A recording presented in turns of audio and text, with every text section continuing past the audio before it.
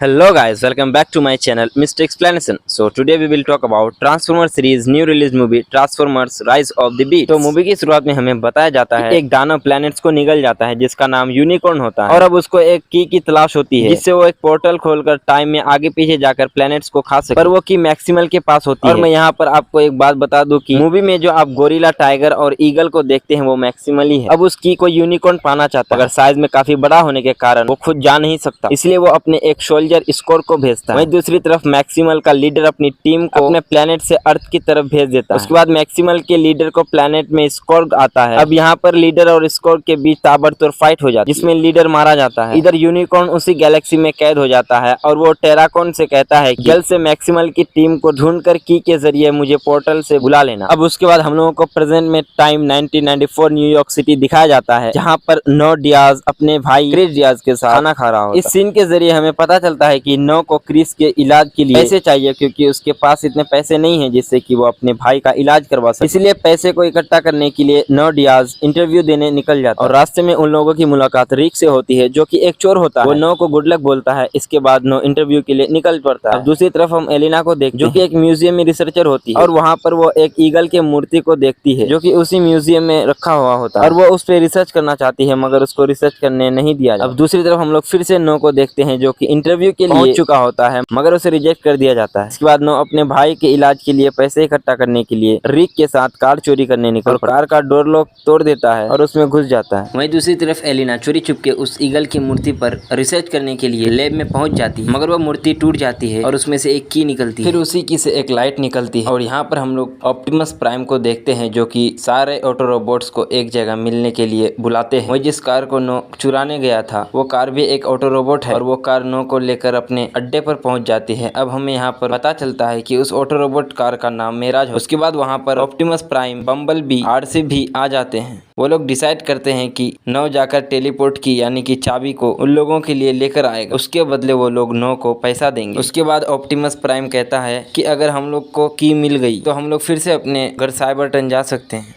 उसके बाद no museum में पहुंचता है मगर एलिना पहले से म्यूजियम में मौजूद रहती है और उन दोनों में बहस छिड़ जाती है। फिर तभी अचानक वहां स्कोर्ग आ जाता है और थोड़ी देर बाद ऑटो रोबोट भी आ जाता है। और फिर क्या था, स्कोर्ग और ऑटो रोबोट के बीच एक घमसान जंग छिड़ जाती है जिसमें बम्बल भी मारा जाता है। जिसके बाद स्कोर्ग टेलीपोर्ट की लेकर वहाँ से 9-2-11 हो जाता है। स्कोर्ग के जाने के तुरंत बाद वहाँ ईगल मैक्सिमल आ जाता है और उन सभी को यूनिकॉर्न के बारे में बताता है। यहाँ हमें पता चलता है कि ईगल मैक्सिमल का असल नाम एराजोर है और वो उन सभी को बताता है कि स्कोर्ग जो लेकर गया वो की का आधा हिस्सा और दूसरा आधा हिस्सा कहाँ है उसे नहीं मालूम। दूसरी तरफ स्कोर्ग टेलीपोर्ट होकर यूनिकॉर्न को बुलाता है मगर यूनिकॉर्न बोलता है कि ये तो की का बस आधा हिस्सा है, जल्दी से की का आधा हिस्सा ढूंढो और इसे पूरा करो। इधर एलिना एराजर को कहती है कि टेलीपोर्ट की का दूसरा आधा हिस्सा कोस्को की पुरानी इमारत में है। उसके बाद वो लोग वहाँ जाने की तैयारी करने लगे पर कोस्को जाने से पहले नो अपनी फैमिली से मिलने जाता है और वहाँ जाकर मेराज नो के भाई क्रिस से वादा करता है कि नो को कुछ नहीं होने देगा। उसके बाद वो लोग एक प्लेन ऑटो रोबोट को बुलाते हैं जिसका नाम स्ट्रेसोस्फेयर होता है। अब जाते समय नो एलिना को चुपके से कहता है कि हमें उस आधे की को डिस्ट्रॉय करना होगा अगर हमें अपने प्लेनेट को बचाना है तो। उसके बाद वो लोग अपने डेस्टिनेशन पर पहुंच जाते हैं और तभी वहाँ एक और ऑटो रोबोट की एंट्री होती है जिसका नाम व्हील जैक होता है। अब नो और एलिना पुराने मंदिर में पहुंच जाते हैं मगर वहाँ पर उन्हें की नहीं मिलती और तभी अचानक स्कोर्ग का बोन क्रशर उन लोगों के पास तेजी से पहुंच जाता है और वो लोग वहाँ से भाग निकलते हैं। और एक तरफ ऑटो रोबोट्स और स्कोर्ग के बीच काफी इंटरेस्टिंग फाइट चलती है जिसमें स्कोर्ग एराजोर पर डिसेप्टिकॉन वेपन फायर कर देता है जिससे एराजोर घायल हो जाता है। उसके बाद ऑटो रोबोट्स की टीम मैक्सिमल के बाकी बचे हुए साथियों से मिलते हैं जिनका नाम चीतो, रिनॉक्स और ऑप्टिमस प्राइम होता है और हमें यहाँ जाकर पता चलता है कि ऑप्टिमस प्राइम के नाम से ही ऑप्टिमस प्राइमल का नाम रखा गया है। उसके बाद ऑप्टिमस प्राइम उन लोगों को की के दूसरे ही आधे हिस्से के पास ले जाता है जो कि जंगल के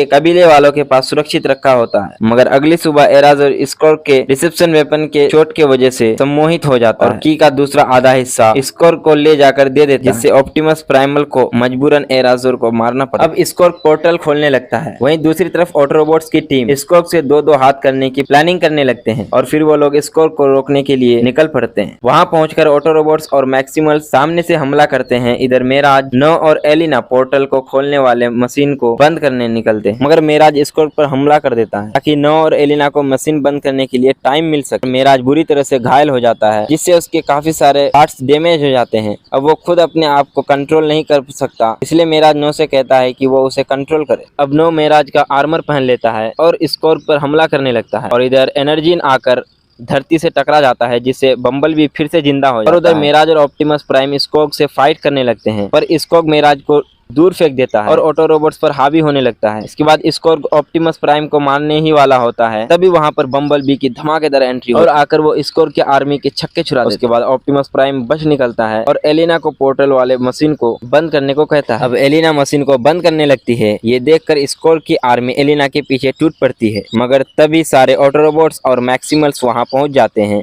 और स्कॉर्ग के आर्मी की धज्जियां उड़ाने लगते हैं। और इधर ऑप्टिमस प्राइम और स्कॉर्ग के फाइट सीन में जैसे ही स्कॉर्ग को पता चलता है कि पोर्टल को खोलने वाला मशीन चंद पलों में ही बंद होने वाला है, तो तभी वो मशीन को डिस्ट्रॉय कर देता है, जिससे उन लोगों की सारी उम्मीदें बिखर जाती है। पर ऑप्टिमस प्राइम स्कॉर्ग को मौत की घाट उतार देता है। अब ऑप्टिमस प्राइम टेलीपोर्ट की को डिस्ट्रॉय करने का डिसीजन लेता है, क्योंकि पोर्टल को बंद करने वाली मशीन की थी और अगर वो टेलीपोर्ट की को तबाह नहीं करता है तो यूनिकॉर्न आजाद हो जाएगा और ब्रह्मांड के सारे ग्रहों को अपने अंदर समाने लगेगा अपनी भूख मिटाने के लिए। इस वजह से अब ऑप्टिमस प्राइम के पास कोई चारा नहीं बचा है, इसलिए अब वो सेक्रीफाइस करते हुए सभी को वहां से भाग जाने को कहता है, क्योंकि जब वो टेलीपोर्ट की को तबाह कर देगा तो पोर्टल बंद होने लगेगा और पोर्टल के मैग्नेटिक फील्ड में आने वाली सारी चीजें उसके अंदर समाने लगेगी, जिसके वजह से सारे मैक्सिमल्स वहां से भागने लगते हैं और ऑटो रोबोट्स भी ट्रांसफॉर्म होकर गाड़ियों के रूप में तेजी से वहां से निकल जाते हैं। अब ऑप्टिमस प्राइम टेलीपोर्ट की को डिस्ट्रॉय कर देता है, जिससे पोर्टल धीरे धीरे बंद होने लगता है।